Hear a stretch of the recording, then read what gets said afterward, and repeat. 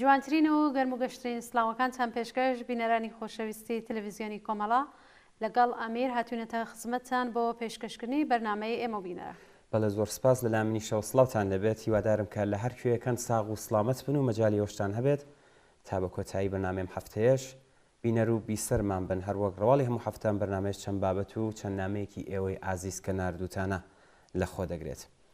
پێش ئەوەی کە بەرنامەکان دەست پێ بکەین بچین ناوبڕێک ببینین گوڵناز، دواتر دێین بابەتەکان دەست پێ دەکەین. فەرموو.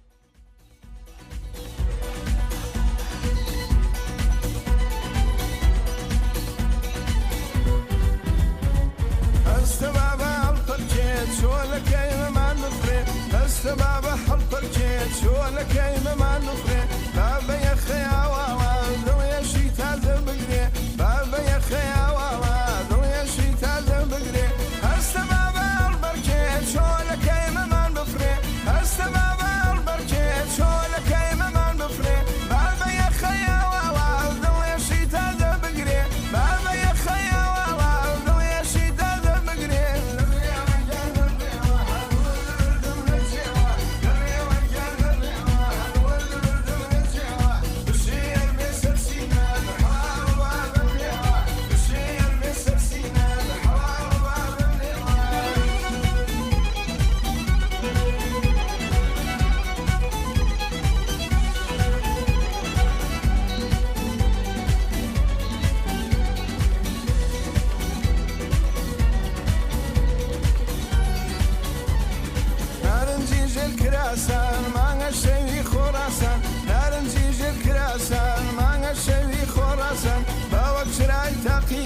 شوقار بيني حراسة باوك شراي تاقيقة شوقار بيني حراسة نار نزيد الكراسة ما نشوي خراسة نار نزيد الكراسة ما نشوي خراسة باوك شراي تاقيقة شوقار بيني حراسة باوك شراي تاقيقة شوقار بيني حراسة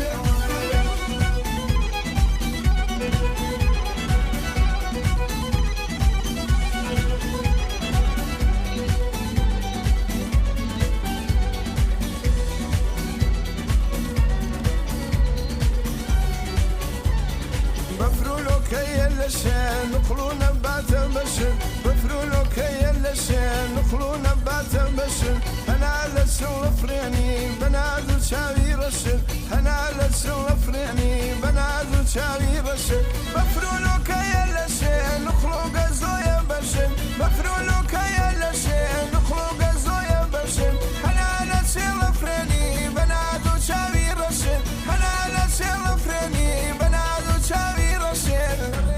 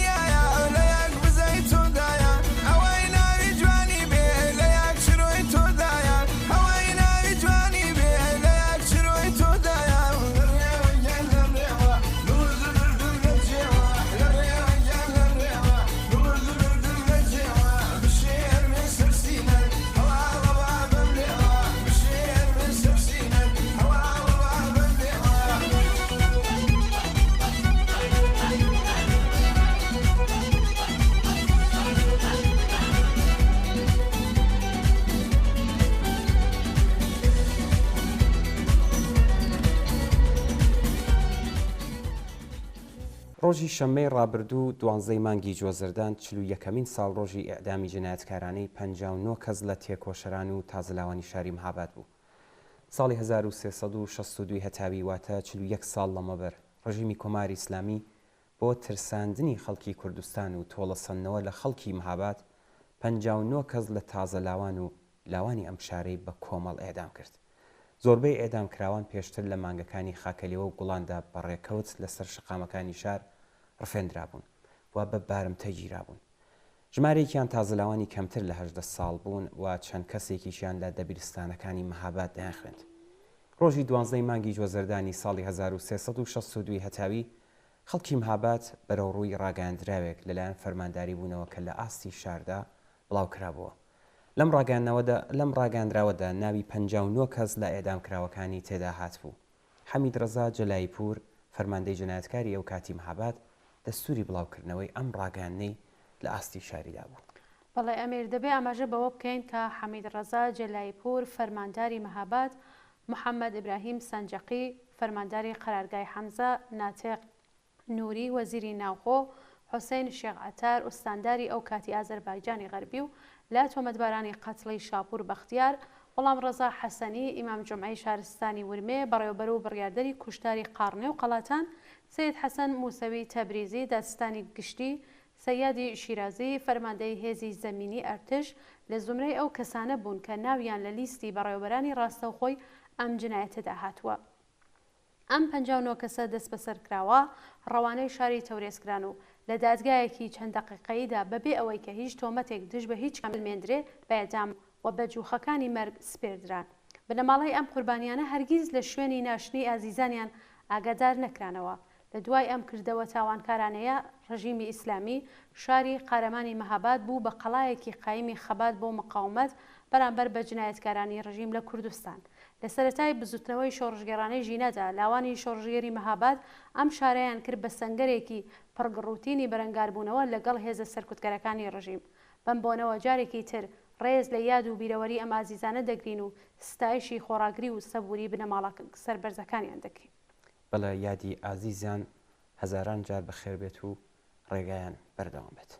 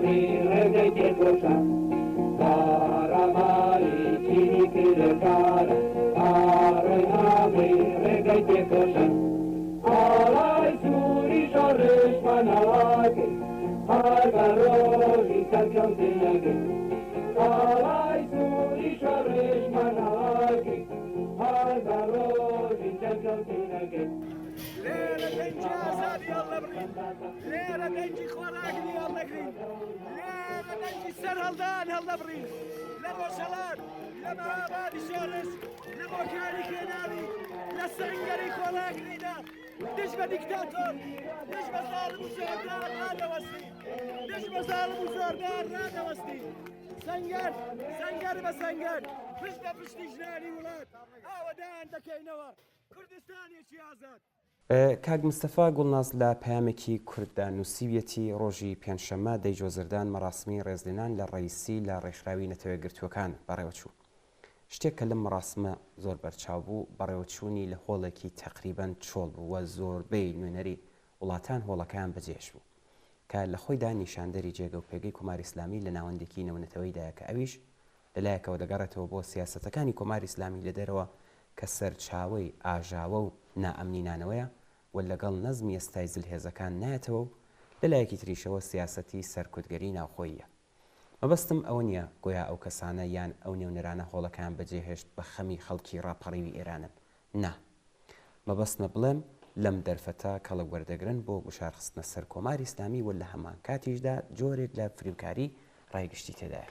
بەڵێ زۆر سپاس لە کاک مستەفا و لە کۆتاییدا دەڵێ چوون ڕایگشتی کۆماری ئیسلامی بە دەسەڵاتێکی مستەبێت خۆسەپێنەر سەرکوتگەر و دژی مافی مرۆڤ دەناسێت هەر بۆیە گرتنی مەراسم بۆ ڕێزلێنان لە یەکێک لە چالاکانی ئەم دەسەڵاتە کە لە ناوخۆی ئێران بایەتوڵڵا ئێعدام قازی مەرگیان قەسابی تاران دەناسرێتەوە جگە لە شەرمەزاری نەبێ هیچی بەدواوە نییە. ئەم مەراسمە شەپۆلێک لە ناڕزایەتی لەلایەن چالاکوانانی مافی مرۆڤ لە ناوخۆ و دەرەوەی وڵات بەدوادا بووە. هەروە ئەمیر ئێوە لە هەفتەی ڕابردوودا بینەرێکمان بە ناوی نێگار نامێکی بۆ هەناردوون کە لە بەشێک لەم نامەیەدا وتبووی نابێ هیچ چاوەڕوانیەکمان لە دەوڵەتانی سەرمایەداری دنیای ئەمڕۆ بێ. ئەوان هەموو ئەو کارە دەکەن کە بۆی دروستکراون نانی پێدەخۆن نانێکە لەگەڵ خوێن و جینایەت دژ بە ئینسان ژێرپێنانی ماف و کەرامەتی ئینسان دەپارێزرێ. تەنیا هەرەوەندە جارێکی تر بەڕۆنی و ئاشکرا دەری خستکە دەسەڵاتدارانی دنیای ئەمڕۆ چەندە دوورن و چەندە نامۆن لەگەڵ دروشمی دموکراسی و مافی مرۆڤ. هەروەها جارێکی تر و بەڕۆنی دەرکەوت چە ناکارامەیە ئەو سیاسەتەی کە ئێستای چاوەڕوانی لەم وڵاتانە دەکات کە پاڵپشتیان بن بۆ دامەزراندنی دموکراسی لە ئێران و چەندە سیاسەتێکی بێسەمەرە کە ئەم چاوەڕوانیەی خۆیان دەگۆزنەوە بۆ ناو جەماوەر کە ئەوانی چاوەڕوان ڕاگرن تا بیان کەن بە قوربانی هەمان سیستم بەڵام بە ناو و نیشانی ترەوە. دەرکەوت کە هیچ دەسەڵاتێک جگە لە قازانج و بەرژەوەندی سەرمایەکەی خۆی بە شتێکی تربیر ناکاتەوە و سەرنجام دەرکەوت کە جگە لە بەهێزکردنی خۆ و پشتبەسن بە هێزی خۆ و سەلماندنی دەسەڵاتی خۆ ڕێگایەکی تر بۆ ڕزگاری نییە.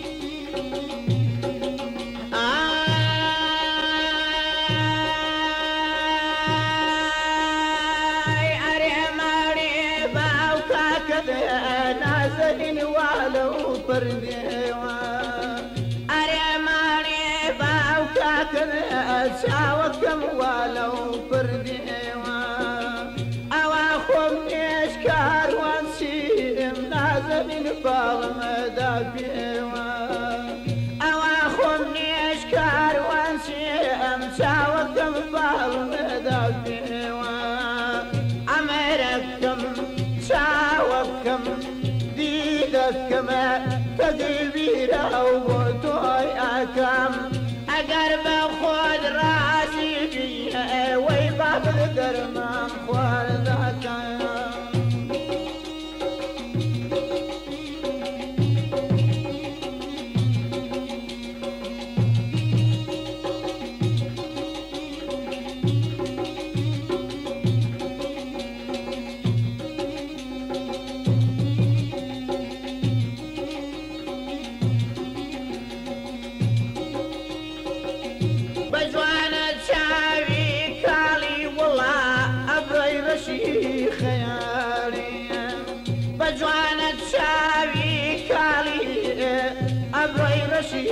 خيالية عشان شاوي هالديانية دلي هزار دسنينية عشان شاوي هالديانية دلي هزار دسنينية أمريكم شاوكم تقبيرا وبطوي أكم أقرب خود راسي بيه خما بقربان ذكم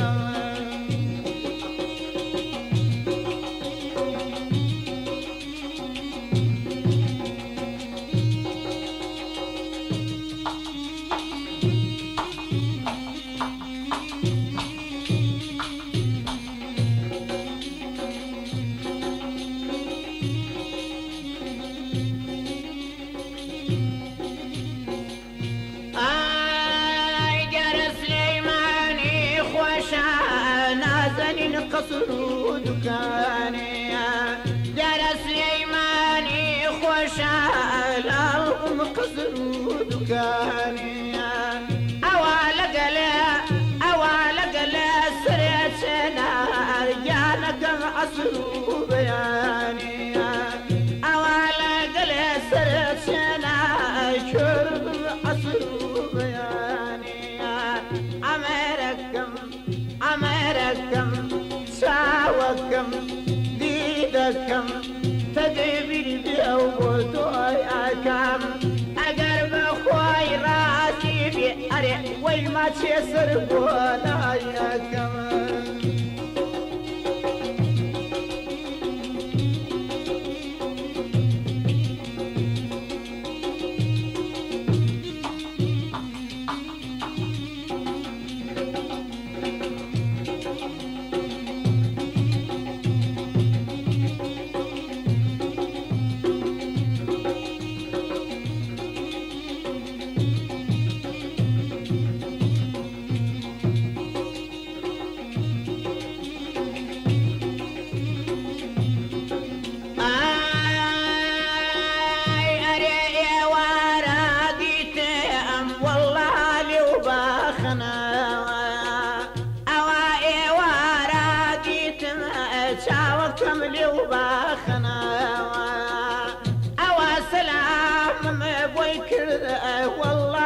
بچاو سنیاوا ئەوە سەلام مەلەی کرد چاوەکەم بچاو سنیاوا ئەمەرەکەم چاوەکەم تەگبیراو بۆ تۆی ئەکەم ئەگەر بە خۆت ڕاستی بێ وەی دەستێ لە مەمەکەت ئەدەمە ئەگەر بە خۆت ڕاستی بێ خۆم لە پێنا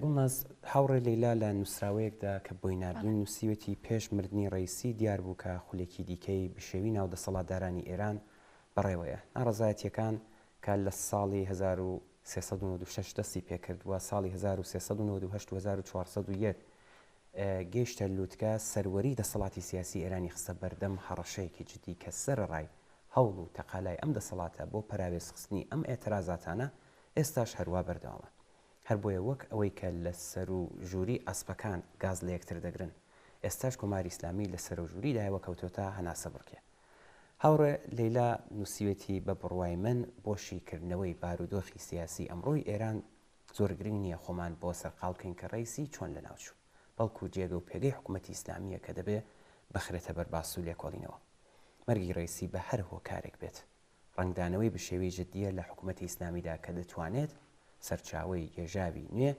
لە حکوومەتدا بێت و هەروەها دەتوانێت دەرفەتێک بێت بۆ بەرەی خەڵکی ناڕازی لەم دەسەڵاتە و لەم دەرفەتوانە بتوانن کەڵک وەرگرن بۆ بەهێزکردنی خۆیان. لە بەشێکی تری نووسراوەکەدا هاوڕێ لەیلا نووسیوێتی قۆناغێکی زۆر هەستیار لە پێشە.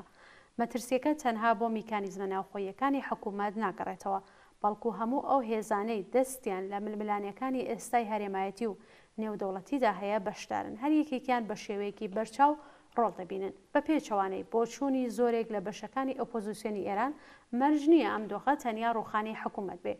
ئەگەرێکی زۆر بەهێزی ئێستای بارودۆخی سیاسی ئێران گێژاوی و ناسەقامگیریە کە نابێت لە بەرچاو دووڕایگرین. ئێستا ئەوە ئۆپۆزیسیۆنی ڕاستڕەوی ئێرانە لە ناوخۆ دەرەوە خۆی بۆ ئامادە دەکات. ئەم ئەگەرە نابێت لە بەرچاو هێزە پێشڕەوەکان کە خوازیاری سەلماندنی مافەکانیان لە ڕێگای دروشمی ژن ژیان ئازادیە پێویستە کە خۆی بەهێز کات و بەڕێخستنی بەرەی کرێکاران و زەحمەتکێشان خۆی بۆ ئاوا ئەگەرێک ئامادە بکات.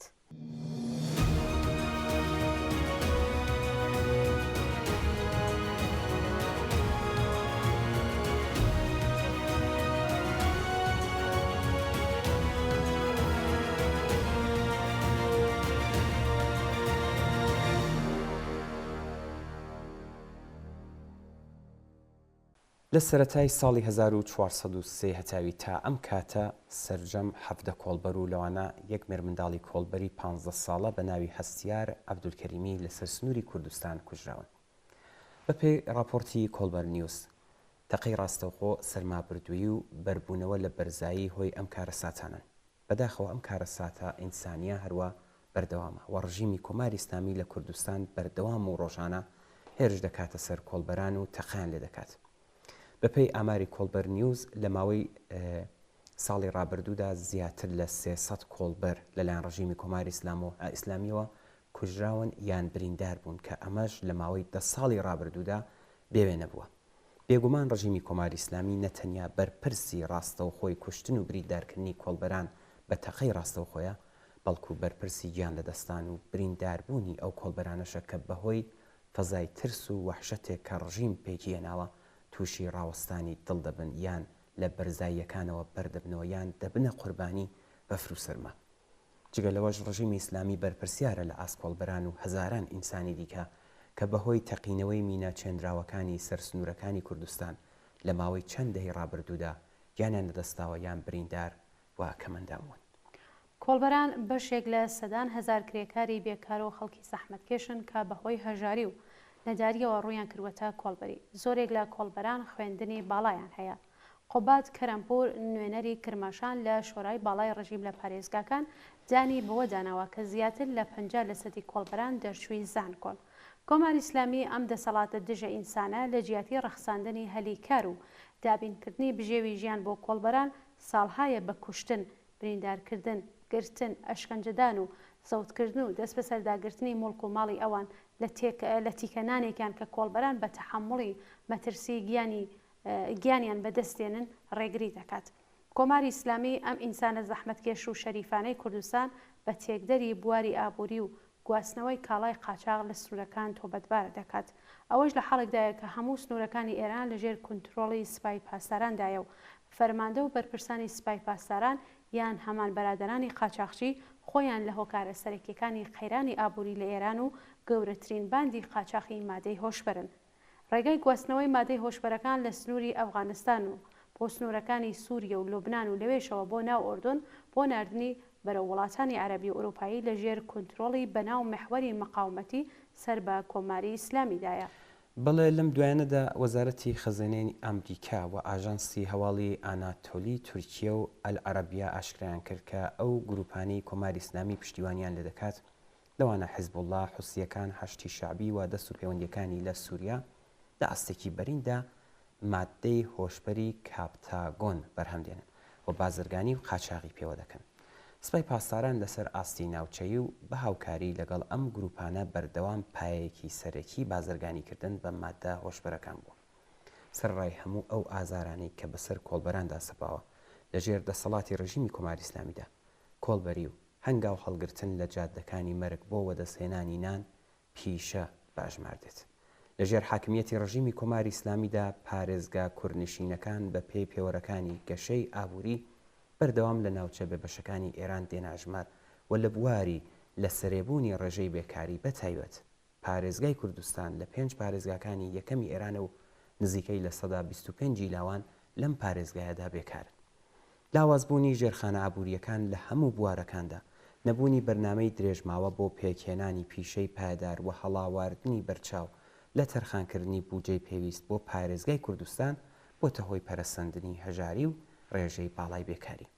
بەهۆی ئەم سیاسەتەوە نەتەنیا بۆشایی چینایەتی نێوان هەژاری و سەروەت یەکجار قوڵتربووەتەوە، بەڵکو لە ناوچەکانی غەربی ئێران دیاردەی کۆڵبەری کە لە بێکاری و نەبوونی پیشەی پایدارەوە سەرچاوە دەگرێت پەرەیسەندووە.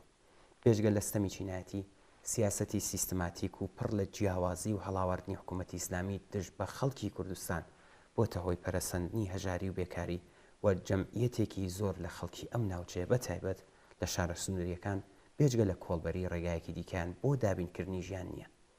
پێداگری ڕژیمی کۆماری ئیسلامی لەسەر درێژەی سیاسەتی شۆڤینیستی و نیگای ئەمنیەتی بە کوردستان بەستێنێکی بابەتی بۆ درێژەی بزوتنەوەی شۆڕشگەڕانی کوردستان ئامادە کردووە. بزوتنەوەیە کە کرێکاران و زەحمەتکێشان ژنانی ستەملێکرا و کۆڵبەرانی کوردستان بە زوێنەری سەرەکین. بزوتنەوەیە کە بێبەشی و بێمافی بە چارەنووسی حتمی خەڵکی ستەملێکراوی کوردستان نازانێت و بڕیاری داوە کە کۆتایی بە هەموو بەدبەختی و نەهامەتیەکان بێنێت. ناوبڕێک ببینین دێنەوە خزمەتە.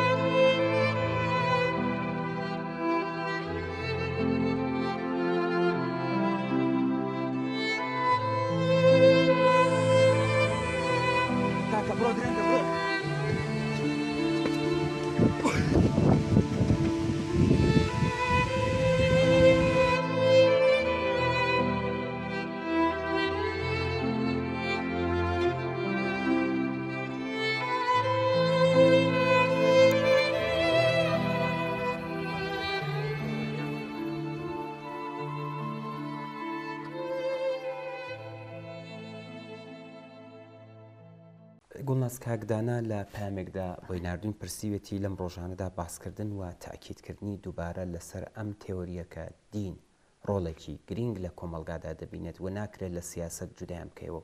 هەروە قسە لەوەیە کە لەم ڕوانگەوە مامۆستایانی ئاینیش دەور و نەخشێکی گرنگیان لە خەبات لە ئێراندا هەیە و شتی تر لەلایەن کەسانێکەوە بڵاو دەبێتەوە. پێم باش بووە لەم بارەوە نەزەری ئێوە بزانم.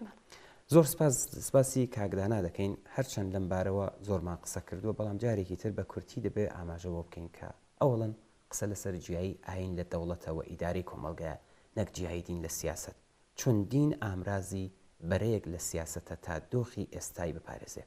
دەرهەر حاڵ ئەم قسانە کە جاروبار لێرە و لەوێ بڵاو دەبێتەوە کە باس لە ڕۆڵ و نەخشی مامۆستاعینیەکان دەکات تازە نییە، بەڵکو بەشێک لە باوەڕ و استراتێژی سیاسی کۆنا و هەمیشەیی سەبارەت بە پێگەی دین لە کۆمەلگادایە کە هەروەک باسکرا بۆ ئیدامەی دۆخی پڕ لە ستەم و نابەرابەری ئێستایە. ئەگەر چاو لە مێژوو بکەین ڕۆڵی ئاین شتێک جگە لەم ڕاستیە نەبووە. بەڵێ لە حاڵێکدا ئەم قسانە بڵاو دەبێتەوە کە بزوتنەوەی شۆڕژگێرانە لە ئاستی کۆمەڵایەتیدا لە کوردستانەوە دەستی پێکرد. با پێشنگایەتی ژنان و بە دروشمی ژن، ژیان ئازادی و فرێدان و سووتاندنی حجاب لەسەر شەقام، پایەی ئایدۆلۆژی حکوومەتی دینی و دەور و نەخشی دین لە دەوڵەت لە دیاریکردنی یاسا و سیاسەتی تێکشکان. ئەم ئاخێزە بە هێرشکنە سەر بەهێزترین پێگەی ئیسلامی سیاسی و یاسای سەختی دینی لە ڕۆژهەڵاتی ناوەڕاست و باکووری ئەفریقا بزوتنەوەی ڕزگاری ژن لە ناوچەکە بردە قۆناغێکی نێو بردی و بوو بە هێمای بزوتنەوەی ڕزگاری ژن لەم ناوچەیە. ئەم ئاخێزە شکۆدارە شۆڕژگێرانەیە دەستێوەردانی دین لە کۆمەلگای خستەلاوە. بەڵام ئەم جۆرە قسانە بەنیازە کە دوای کۆتایی کاری دیکتاتۆری دینی دەسەڵاتی ئاینی لە کۆمەلگا بپارێزن. ئەم بۆچوونە لە حاڵێکدا لەسەر ڕۆڵی مامۆستایانی ئاینی لە ئازادی ئێران تاکید دەکاتەوە کە مەراسمەکانی شکۆداری نەورۆز لە کوردستان کە سمبولی دژایەتی لەگەڵ دەسەڵاتی کۆماری ئیسلامی و درێژەی بزوتنەوەی شۆڕژگێرانە بوو لەلایەن مامۆستایانی ئاینی کوردستانەوە دژایەتی لەگەڵ کرا. بەڵێ لە بارودۆخێکدا باس لە ڕۆڵی گرنگی مامۆستایانی ئاینی لە ئازادی ئێران دەکات کە بەشێک هەر لەم مامۆستا ئاینیە سونیانە لە کوردستان لە مانگی خەزەڵوەری 1400 یەکێتاوی لە گەرمەی بزوتنەوەی شۆڕژگێڕانی ژینادا لە حاڵێکدا کە لە زیاتر لە 100 شاری ئێران ئاگری ناڕزایەتی شەقام بە دروشمی سەرەکی ژن، ژیان ئازادی و مەرگ بۆ خامنی گەشەی دەکرد بۆ ڕاگررتنی بزوتنەوەی ژینە، بۆ ڕاگررتنی خەبات بۆ ئازادی ئێران بەیاننامەی سیاسیان دەردەکرد و خوازیاری بەڕێوەبردنی ڕەفراندۆم بوون. هەڵبەت ئەوان لە ئاست دەرکردنی حکمی ئێدامی حکمی ئێدام ناڕزایەتیاندا و هۆشداریاندا ناڕازیش بوون، نەک بە خاتریەوەی کە ئێدامیان پێکوشتنی ئەنقەستی دەوڵەتیە، نەک بە خاتری ئەوەی کە دژی سزای ئێدام بن، بەڵکو بە خاتری ئەوەیە پێیان وابوو ئەم کارە خۆفناکە لە خۆناغی شۆڕژگێرانەدا تەنها دەبێتە هۆی پەرەسەندنی تووڕەیی میلەتی ئینقلابی.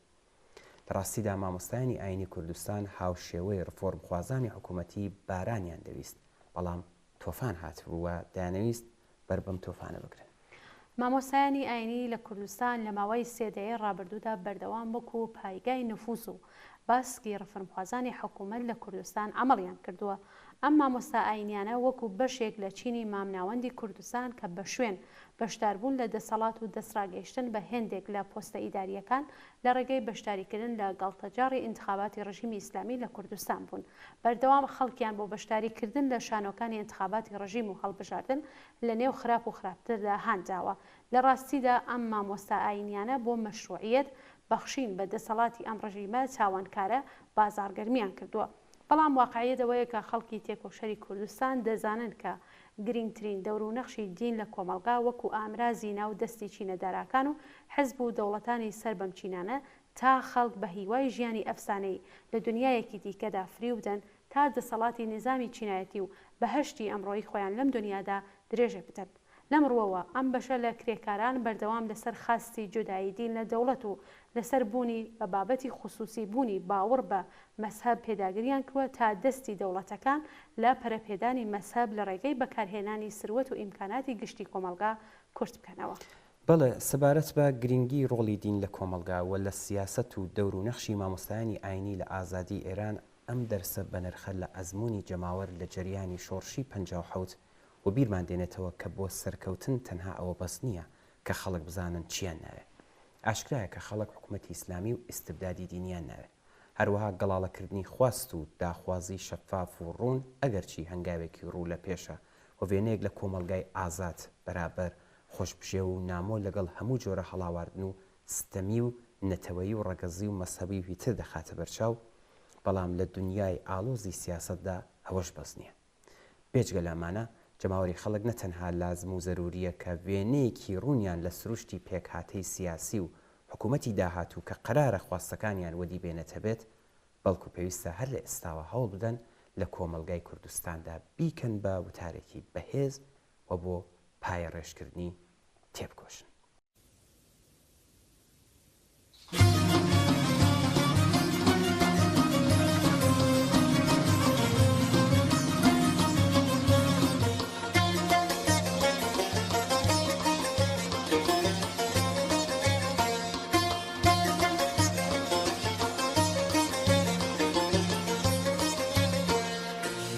بلنجة بلنجة بلنجة هيج نماوة أي بلنجة بلنجة بلنجة هيج نماوة همي يولبو بزربو لجرها ولي عباوة همي يولبو بزربو بدس حكمي بلاوة أي بلنجة بلنجة بلنجة هيج نماوة أي بلنجة بلنجة بلنجة هيج نماوة همي يولبو بزربو بدس حكمي بلاوة همي يولبو بزربو لجرها ولي عباوة لجرها ولي عباوة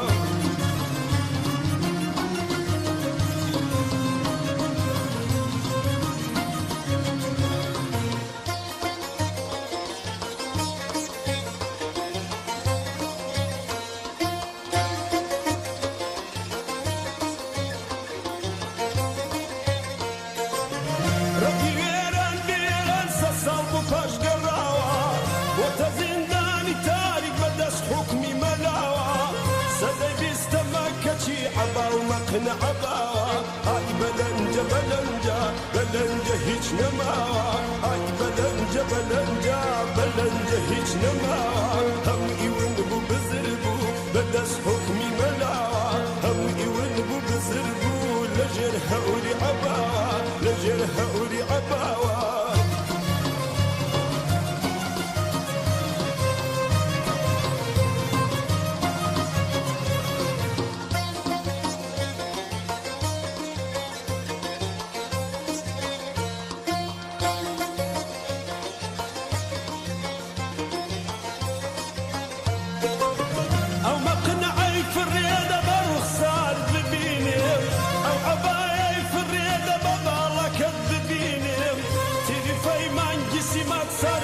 كابرين اي بلنجة بلنجة بلنجة هيج نماوة اي بلنجة بلنجة بلنجة هيج نماوة هم يونبو بزربو بدس حكمي ملاوة هم يونبو بزربو لجرها ولي عباوة لجرها ولي عباوة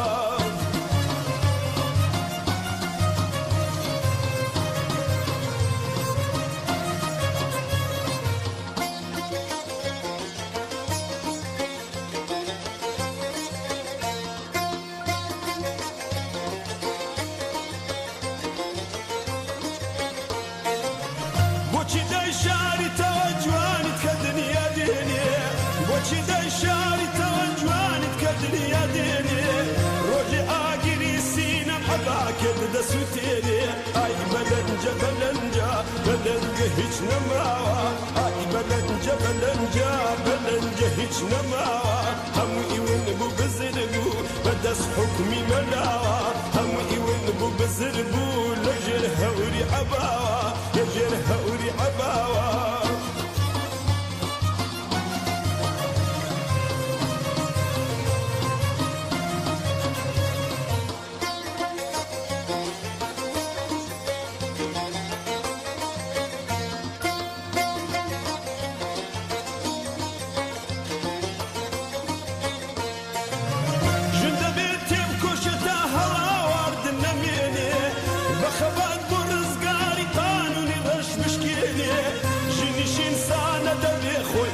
خوي بستيني اي بلنجة بلنجة بلنجة هالدميني اي بلنجة بلنجة بلنجة هالدميني فقط حكمي منايا دليلات يلميني هرا خندك حكمي دبي ونبي لميني اي بلنجة بلنجة بلنجة هالدميني فقط حكمي منايا دبي ونبي لميني فقط حكمي منايا دبي ونبي لميني هرا خندك.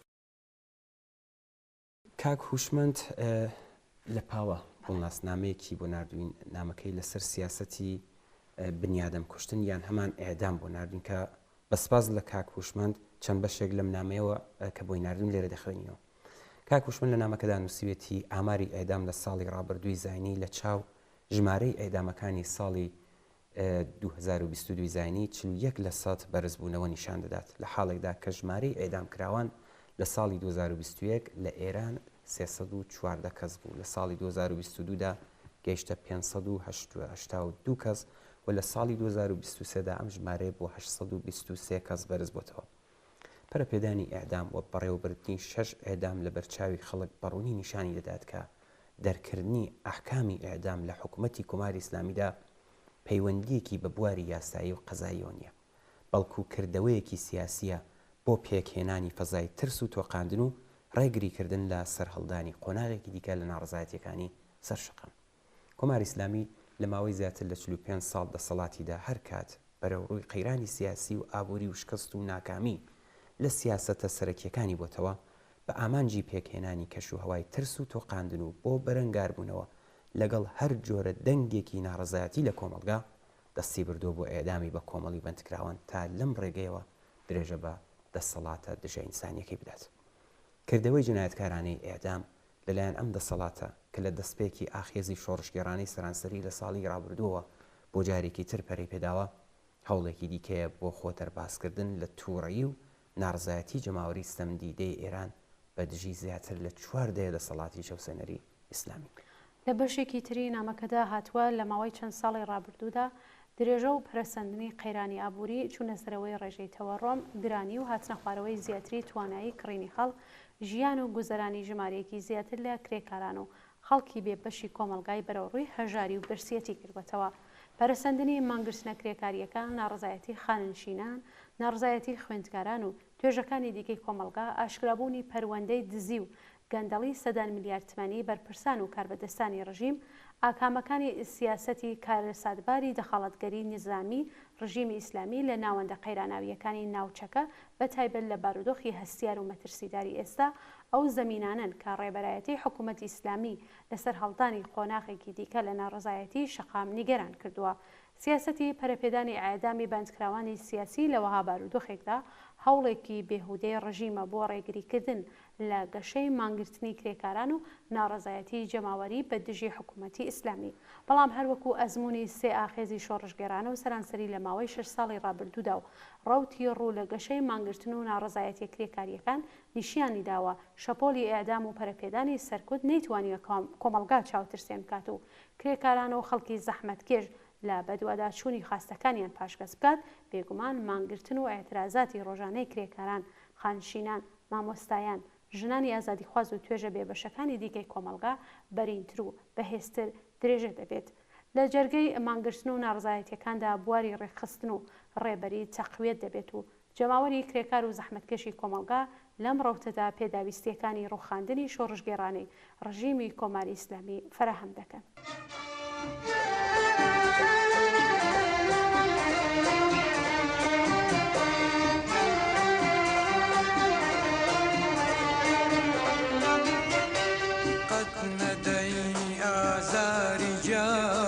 مست و بیدارانی شو خود نخیتا بر شپولی اشکی بی پایانی شو قد ندی آزاری جانی مست و بیدارانی شو خود نخیتا بر شپولی اشکی بی پایانی شو ای کچی خواوندی جوانی ای چرای دیوانی شو ای کچی خواوندی جوانی ای چرای دیوانی شو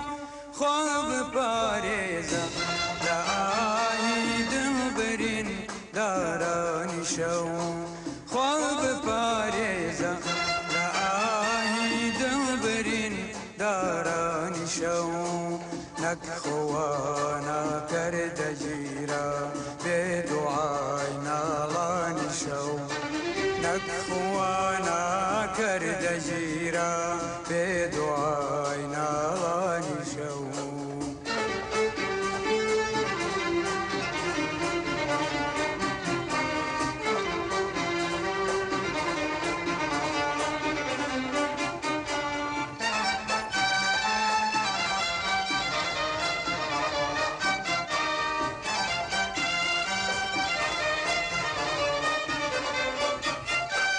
وێڵم و تاریکە دەورم فەرشی ڕێگەم مەینەتە بێکەسم تەنها ئەناڵم مەرجی خۆمم عەزرەتە وێڵم و تاریکە دەورم فەرشی ڕێگەم مەینەتە بێکەسم تەنها ئەناڵم مەرجی خۆمم عەزرەتە سازی ئاهەنگی شەوانم سۆزی جەرگی لەتلەتە سازی ئاهەنگی شەوانم سۆزی جەرگی لەتلەتە یاوەر و یاری ئەنیسم ئاهو عەشقی حەسرەتە یاوەر و یاری ئەنیسم ئاهو عەشقی حەسرەتە ئافەرین هەی بارەکەڵڵا دیدەی گریانی شەو ئافەرین هەی بارەکەڵڵا دیدەی گریانی شەو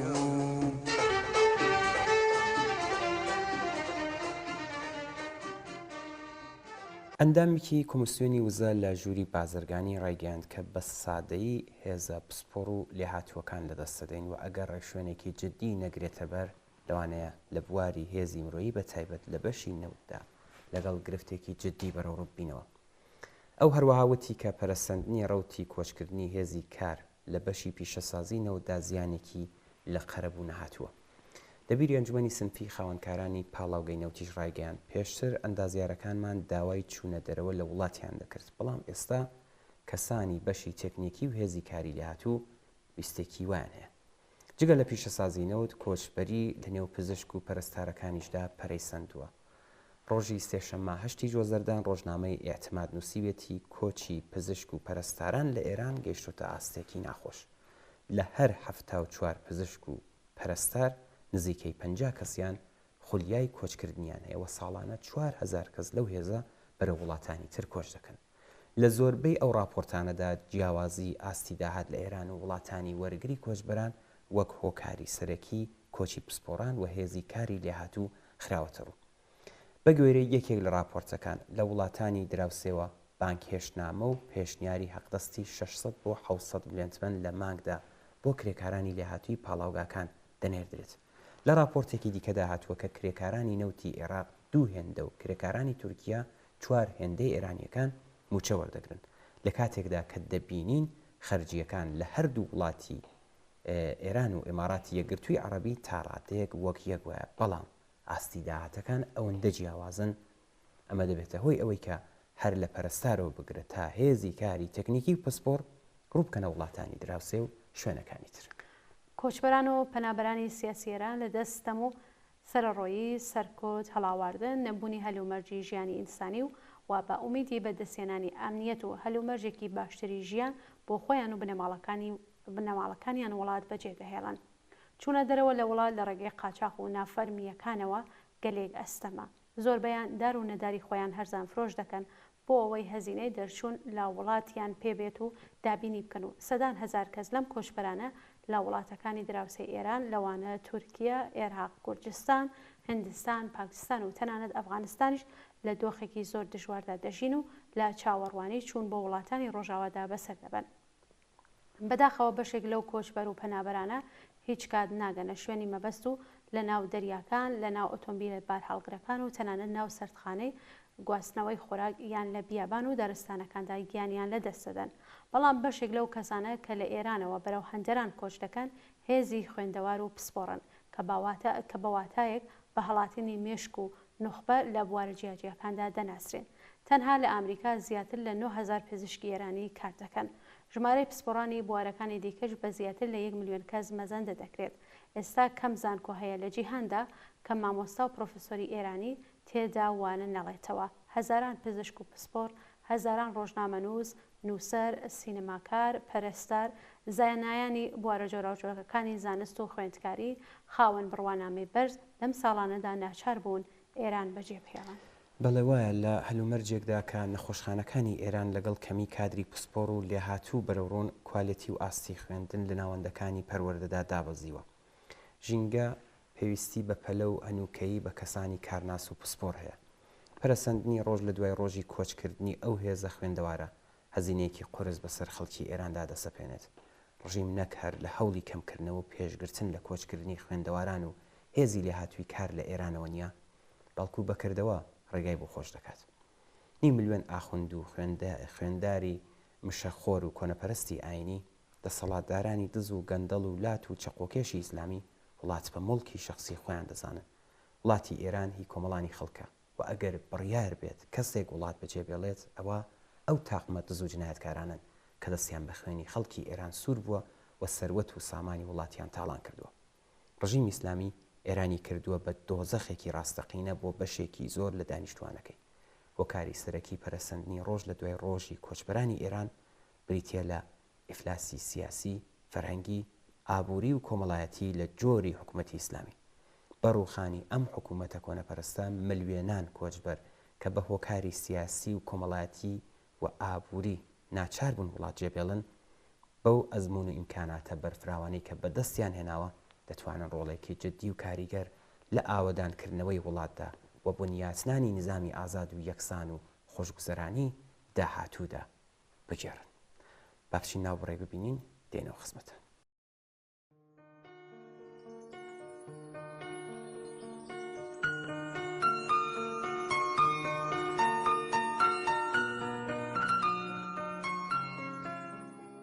ڕێگەی ژیان لە نووسینی ئیدریس دژمەند.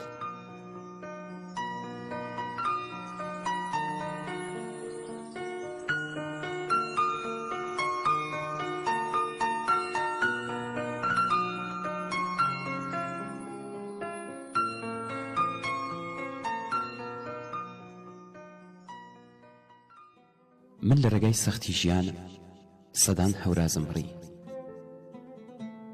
من لە ڕێگای سەختی ژیانە سەدان هەورازم بڕی. هەر کات خەیاڵ دەمباتەوە نازانم چۆن تێپەڕی.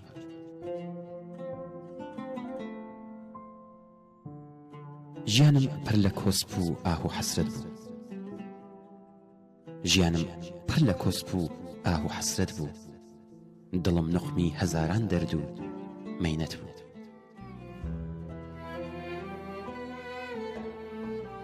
ئەو کاتانم لەبیر ناچێت، ئەو کاتانم لەبیر ناچێت کە پێم وابوو تێناپەڕم، کە پێم وابوو کۆتاییە و ڕووناکی تێ هەڵ ناکرێ.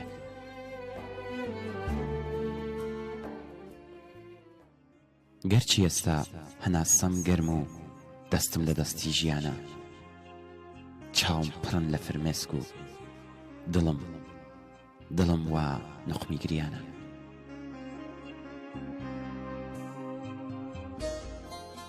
لەسەر هەر ڕێگەم سنوورێک بە سەدان چاو پارێزراوە.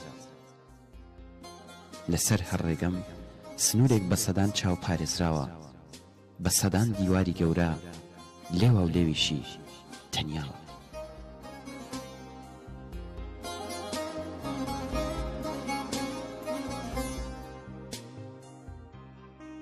بەڵام هیوام قەت نامرێ، بەڵام هیوام قەت نامرێ و سنوورەکان دەبەزێنم هەتا ئاسۆیەک دیار بێت دیوارەکان دەڕوخێنم.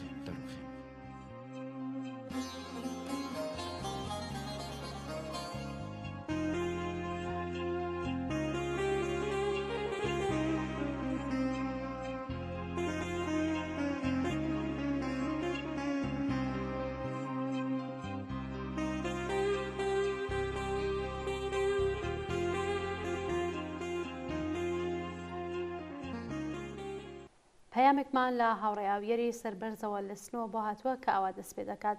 سلااو ڕێز هاوڕیانی هێژای بەرنمەی ئێمە و بینەران، وێڕای دەستخۆشی بۆ بەرنامە جوانەکەتان پێویستە سەبارەت بە بارودۆخی ناوخۆ ئەوەتان عرض بکەم کە ئاستی گرانی تەنیا لە 2 ساڵی دوای شۆڕشی ژینەدا بە حەدێک بووە کە ئەگەر ئێستا ئەو ئاخێزە ڕووی بدایە زۆر هەمەگیرتر دەبوو و ڕەنگە سەرکوتی مەحەڵ وایە. پێویستە ئەوەش زیاد بکەم کە دەیان ساڵ گرانی وای نەکرەوە کە خەڵک لەگەڵ گرانیدا ڕابێت و هەوڵ بدات کە بۆ دەست پێوەگرتن جوبرانی بکاتەوە بە جۆرێک لەگەڵ بارودۆخەکە بسازێ. خەڵک هەوڵ دەدات خۆی بە هیوا و ئومیدی گۆڕانی دۆخەکە ڕابگرێت و هەر ڕۆژ زۆرتر لە هەڵوەدای سەرهاڵدانەوەی ئاخێزی کۆتایی ئەم ڕژیمە نەگریسەیە. پێویستە ئاماژش بەوە بکەم کە 2 دیاردە پەرەیسەندووە و شەدیدتر بووتەوە. ئاستی سەرکوت و ئاستی گرانی یان ئەوەی تەنیا لە 2 ساڵدا ڕوویداوە بە ئەنازەی هەموو 10 ساڵی پێشخۆیەتی، بەڵام بەم وەزعیشەوە دەبێ ئەو ڕاستیەمان لەبیر بێت کە خەڵک ماتڵن لەم حەزب و حەزفکاریانەی ناوخۆیاندا مەجالێک بۆ سەرهەڵدانەوە بڕەخسێ. واتە چاوەڕوانی هاتنی کەس و گۆڕانی لەسەرەوە نین، بەڵام چاوەڕوانی ئەوەن کە ئەو جێگۆڕکەیانە مەجای تازە بڕەخسێنێ بۆ ئومیدە ئەم ڕۆژانە تەحەمڵ دەکەن. وەکو دواوتە پێویستەوەش بزانین کە خەڵک لە پرۆژە و پلانەکانی دەسەڵاتداران بۆ بەلاڕێدابردنی شۆڕشەکەیان غافڵ نین و ئەوەی کە گرینگە تێپەڕاندنی هەر جۆرە پرۆژە و پلانێک دەبێ بە ناوی دۆزەخی قین و تووڕەی خەڵکێکدا تێپەڕ دەبێت کە بەڕوونی وتیان ڕفۆرمخواز و ئوسولگەرە ئیتر تەواوە ماجرە. بەڵێ زۆر سپاس لە هاوڕێ ئاویەری سەربەر سیوادارین هەروە سەربەرزبی. واقعیت ئەوەیە کە کۆماری ئیسلامی لە گێژاوی قەیرانێکی ئابووری چارە هەڵنەگردا خەریکە نقم دەبێت و هیچ ڕێگەیەکی دەربازبوونی نییە. لە هەلومەرجێکی لەو شێوەیەدا بە مەبەستی پڕکردنەوەی کورتێنانی بودجەی ساڵانەی خۆی و دابینکردنی هەزینەی زۆر و زەوەندی دام و دەستگا سەربازی و ئەمنیەکان و پەرەپێدانی خوڕافات دەستدرێژی کردوتە سەرسفرەی خەڵک کرێکاران و زەحمەتکێشان و زۆرینەی خەڵکی بێبەشی ئەم کۆمەڵگەیە و بە کەمکردنەوەی خزمەتگوزاریە کۆمەڵایەتیەکان بارودۆخی ژیانی خەڵکی بێبەشی دژوارتر کردووە. لە ئاوادۆخێکدا تەنیا بەوە ڕێخستنی بزوتنەوەیەکی بەهێزی داواکاری تەوەر دەتوانرێت کۆتایی بەم نەهامەتیانە بهێنرێت. بەڵام کرێکاران، مامۆستایان، پەرستاران، خانەنشینەکان و پراوێتنشینەکانی شارەکان لە ئاست ئەو گوشارانەی ڕژیمدا بە چۆکدا نەهاتوون. هەروەها کە هاوڕێ ئاویەر باسی کرد هیوا بەهێزی خۆوە پەرەدانی بە بزوتنەوەی ئێترازی لەسەر بەستێنی شۆڕشی ژنجیان ئازادی و لە سەرخەباتی خۆیان لە پێناو دەرهێنانی مافەکانیان لە قوڕغی ئەم ڕژیمە بەردەوامن. ئەو جەماوەرە ئازار چێشتووەی کە لە ژێر گوشارەکانی بژێوی ژیاندا کارد گەیشتۆتە سەر ئێسخان هیچ ڕێگە چارەیەکی تریان لە بەردەمدانە جگەلەوەی کە بۆ ڕزگاربوون لەو دۆزەخەی ڕژیمی سەرمایهداری ئیسلامی قوڵقاندوێتی قۆڵی هەمەتی لێ هەڵماڵن و لێبراوانەتر لە پێش و نەبەردی چارە نووسازی خۆیان لە دژی سەبەبکارانی ئەم هەژاری و نەهامەتیە ئابوووریە لە هەموو بوارەکاندا بەرەو پێش بن.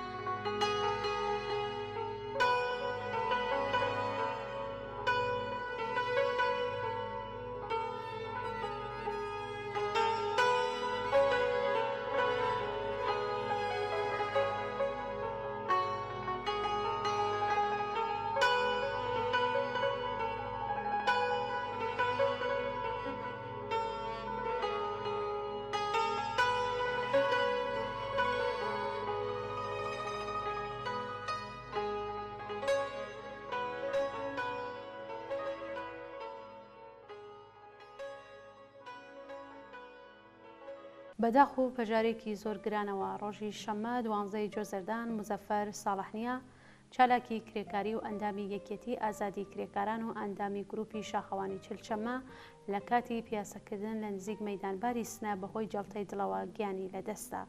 مزەفەر ساڵحنیە لە ساڵی 1365 هەتاوی وەکو ئەندامی یەکێتی سەنعەتکارانی سنە دەستی بەکار و چالاکیەکانی کرد. لە ماوەی تێکۆشانیدا چەندین جار لەلایەن ئیدارەی ئیتلاعاتەوە بانگێشت و دەست بەسەر کرا. ئەو چالاکە کرێکاریە لە مەراسمەکانی ڕۆژی جیهانی کرێکار 8 مارس ڕۆژی جیهانی ژن و بە تایبەت مەراسمەکانی پاساژی عێزەتی دەبیرستانی ڕەنجاوەری و ساڵۆنی تەختی لە ساڵەکانی 67 و 68 بەشداری کرد. ساڵی 1385 هەتاوی بوو بە ئەندامی یەکێتی کرێکارانی لەسەر کار دەرکرا و پاش 2 ساڵ ئەو ڕێکخراوەیە ناوی بۆ یەکێتی ئازادی کرێکاران گۆڕی و مزەفەر وەکو ئەندامی دەستەی بەڕێوەبەرایەتی ئەو ئیتحادیەیە هەڵبژێردرا. مزەفەر ساڵحنیە تا دوایین هەناسەی وەفادار بە ئارمانە سۆسیالیستیەکانی مایەوە وەکو کەسایەتێکی خۆشناو خۆشەویستی دڵی هەموو کرێکاران و دۆستانی بوو. ئێمەش بەم بۆنەوە لە تەلەڤیزیۆنی کۆمەڵەوە پڕ بەدڵ سەرخۆشی خۆمان ئاراستەی بنەماڵی کاک مزەفەر و هەموو خزم و دۆستان و بەتایبەت شاری سنەی شۆڕژگەر سەربەرز دەکەین و خۆمان بە شەریکی خەمیان دەزانین. یادی ئازیزی بەرز و بەڕێسمێت.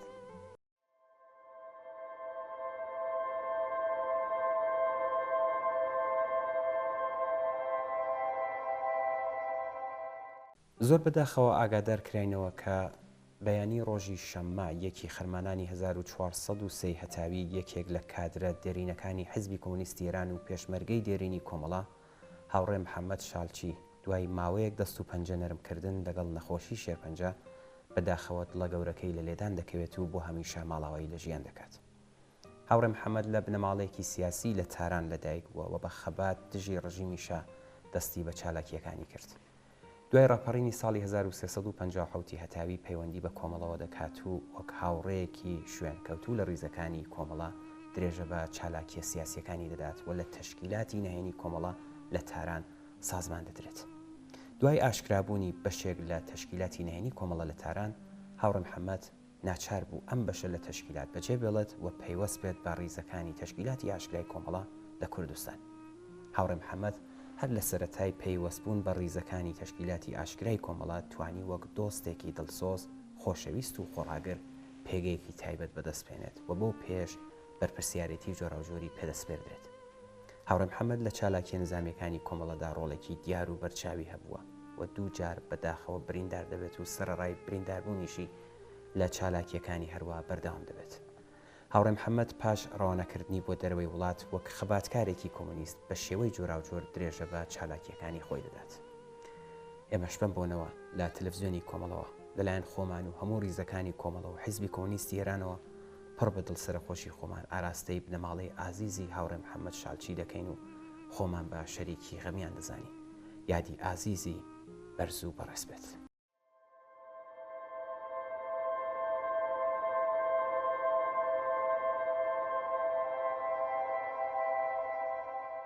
ماڵاوایی لە ژیانی باوکی پێشمەرگێکی گیان بەخکردووی کۆمەڵە لە تەنگی سەر. زۆر بەداخەوە ڕۆژی سێشەممە 15 جۆزەردان کاک حەکیم مەجیدی باوکی پێشمەرگێکی گیان بەخکردووی ڕیزەکانی کۆمەڵە بە ناوی تەیوب مەجیدی لە تەمەنی 96 ساڵیدا ماڵاوایی لە ژیان کرد. کاک حەکیم مەجیدی کەسایەتێکی خۆشناوی ناوچەی ژاوەرەوە ئاوایی تەنگی سەر بوو. کاک حەکیم باوکی هاوڕێی گیان بەخکردومان تەیوب مەجیدی بوو کە هەتا دووە هەناسەی لەسەر ڕێبازی پیرۆزی ڕۆڵە گیان بەخکردوەکەی مایەوە و هیچ کات سەری بۆ ئەم ڕژیمە جنایەتکارە دانەنەوان. جێگەی ئاماژەیە ڕۆژی سێشەممە مەراسمی پرسە و سەرخۆشیەکەی بە بەشداری بەرینی خەڵکی تەنگی سەر بەڕێوەچوو. ئێمەش بەم بۆنەوە لە تەلەڤیزیۆنی کۆمەڵەوە پڕ بەدڵ سەرخۆشی خۆمان ئاراستەی بنەماڵەی کاک حەکیم و هەموو خزم و دۆستانی و بەتایبەت خەڵکی ناوچەی ژاوەرە و دەکەین و خۆمان بە شەریکی خەمیان دەزانین. یادی ئازیزی کاک مەجید و ڕۆڵە فیداکارەکەی و هەموو گیان بەخکردوانی ڕێگەی ئازادی و بەرابەری بەرز و بەڕێز بێت.